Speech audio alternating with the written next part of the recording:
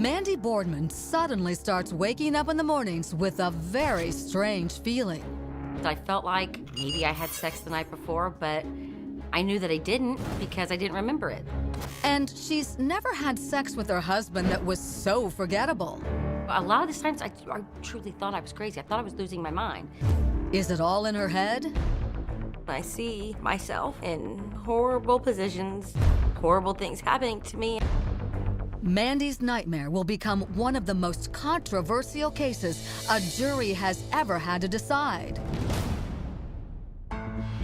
The nightmare begins when Mandy is still a young Indianapolis mom who's been happily married to David Wise for 7 years.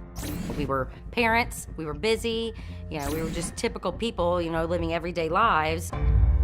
And although the birth of their 2 children has taken a little of the spark out of their marriage, it remains healthy. We still had a sex life. We never stopped.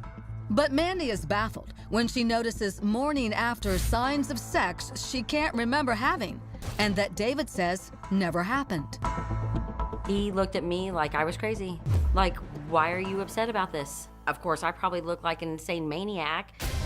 Sometimes Mandy is also finding panties and other clothes she'd worn to bed lying on the floor the next morning. I just couldn't figure it out. She wonders if she's been sleepwalking and taken them off through the night. I was really deeply confused. A worried Mandy confides in her best friend and neighbor, Nicole Davis. She asked me, does that happen to you? Do you ever just wake up and not remember going to sleep, not remember anything happening, but felt like something happened? But Mandy also starts feeling so tired during the day, it's like she'd never slept at all. I was always a very active, A-personality person, always on the go, so being tired wasn't really part of my thing. Nicole recalls dropping in on Mandy one afternoon to find her in an alarming condition. She was on the couch, kind of drooling down her mouth. She was awake, like coherent, but not really coherent. Like she knew I was talking to her, but all she could do was kind of roll her eyes around and tell me she was tired and she needed to take a nap. It wasn't drugs or alcohol, because Mandy didn't drink and party, and she won't allow Nicole to call a doctor. I would talk to my mom, I'd talk to my friends, and it would be like, well, you're a busy woman. It's only natural that you get tired. You're always on the go. And I went with that, but I still thought it was strange. I still thought something has to be wrong. And everything just keeps getting stranger. One night I woke up in the middle of the night and I found a dissolving pill in my mouth. And I thought to myself, wow, how in the world can I get up and I take medicine and not swallow it? Mandy's getting increasingly concerned about her mental health. Here I am tired all day, I'm forgetful, and now I'm taking pills in the middle of the night and forgetting to swallow them. But Mandy's hubby seems oddly unconcerned. David never really had anything to say about it. And Mandy will soon learn why. I am starting to put the pieces together now. Next, a horrified Mandy stumbles upon shocking X-rated videos of herself having sex in her sleep. I see myself in horrible positions, horrible things happening to me, and I don't understand how I'm on these videos that are on this phone. Mandy Boardman's holding on to her sanity by a thread. I literally thought I was losing my mind. For years, Mandy's been waking up feeling like she's had sex through the night, but having no memory of it.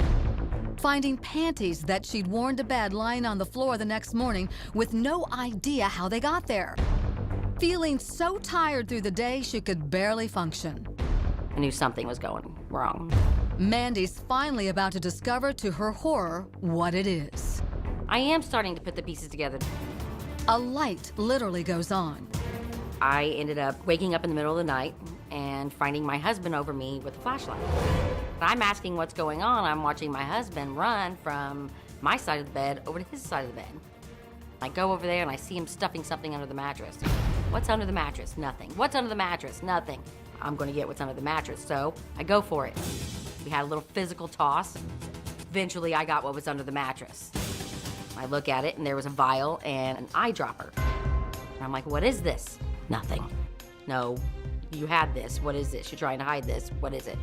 And he just tells me. He's like, it's Xanax. He's like, I'm giving it to you. And I'm like, why? He's like, I feel like you need sleep. You won't take it, so I'm giving it to you. Now, Mandy suddenly knows why she's been feeling tired, and the whole ugly picture is coming into focus. After I find the vial, I start noticing things. The next piece of the puzzle comes in a can. There were a couple times that I would open up a new soda, I'd set it down, I'd walk away, I'd come back, I'd take a drink, and it would taste different. Then, one day it happens while husband David is sitting at the table where Mandy has left her open can of soda. I asked him, I was like, what'd you do? And he's like, nothing. I was like, did you put something in my soda? And he's like, no, I didn't. I was like, then you drink it. David refuses, and that's all Mandy needs to know. I'm not stupid. But Mandy still has no idea of the scope of David's evil deeds until he forgets to take his cell phone to work one morning. So I decided to look at his phone. And what she finds makes Mandy sick to her stomach. The worst things I've ever seen. 3 X-rated videos of David raping Mandy while she's in a deep sleep induced by sedatives and sleeping pills he's been secretly feeding her. I open these videos and I see myself in horrible positions, horrible things happening to me. I don't remember any of it. And I don't understand how I'm on these videos that are on this phone. It's so hard to see those things because you don't know how that happened. I was devastated. I was disgusted. I felt such a roller coaster of emotion. I spent 12 years with this man and given him every bit of trust I ever had. He was supposed to take care of me. He was supposed to protect me. There's no way that he's actually violating me and recording it. Mandy files for divorce and reports David to the Indianapolis police. And in an extremely rare prosecution of its kind, he is charged with raping his wife under laws that have been in place in all 50 states since 1993. The videotapes are a key piece of evidence that convinced a jury to convict him on 6 felony counts, including rape and criminal deviant conduct. What an amazing night. I was just so thrilled. It was early in the wee hours of the morning, and we had been there the entire time waiting on this verdict. We get the guilty verdict, and I am free. Finally, like, this man is gone. He's gonna be in prison. The jury's 6 felony count conviction was all the affirmation Mandy needed to move on with her life. David Wise facing 6 to 20 years on each one of those counts. And then came sentencing day. And Mandy Boardman will tell you she was assaulted all over again. I sat there and was stunned. How? What? Mandy is in utter disbelief and furious at the judge. She's absolutely devastated by the punishment he hands down. Instead of a possible 120 years behind bars, David Wise is sentenced to only house arrest. I don't understand how this man could be convicted on 6 felonies and you could let him walk out the door with me. What? Yes, my heart sank. That's the best way to put it. I think the same shock or disbelief that anyone else had when they heard about that sentence is the exact same thing that I felt. Sending someone to their home to serve out a sentence is, to me, just completely inappropriate when you consider the home is where she was victimized. And Judge Kurt Eisgruber adds insult to injury when he tells Mandy her husband may have been, quote, a terrible husband, but that he's a loving father and she should work towards forgiveness. I'm still, to this day, baffled that those words came out of the judge's mouth. I could not believe my ears when I heard it. I thought the man's insane. He was just flat out insane for doing that. That tells me that that judge clearly doesn't know what has happened here. I felt like he thinks of marital rape like a lot of people think of marital rape, that it's okay, and that's not real rape. Judge Kurt Eisgruber told Crime Watch Daily he had no further comment about his sentence. I think there's an unwillingness to accept that it is as bad as other forms of rape. It is something that's horrible, something that no wife or woman should ever have happened to them. Regardless of what the judge said, it's very important that everyone understand that you can rape your wife, you are harming her, and when that happens, we will pick her up and we will carry her forward.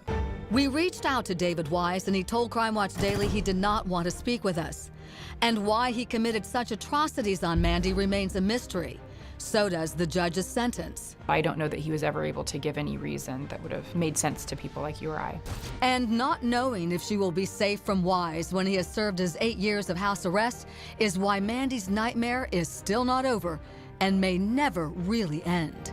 Do you fear revenge on his part? I do fear him. I fear that he will come at me with a vengeance. Nobody knows where I live because I'm scared. I don't want anybody to know. I don't want him to know. I don't want him to be around my kids. I don't want to have anything to do with him. I'm totally terrified that he will come after me.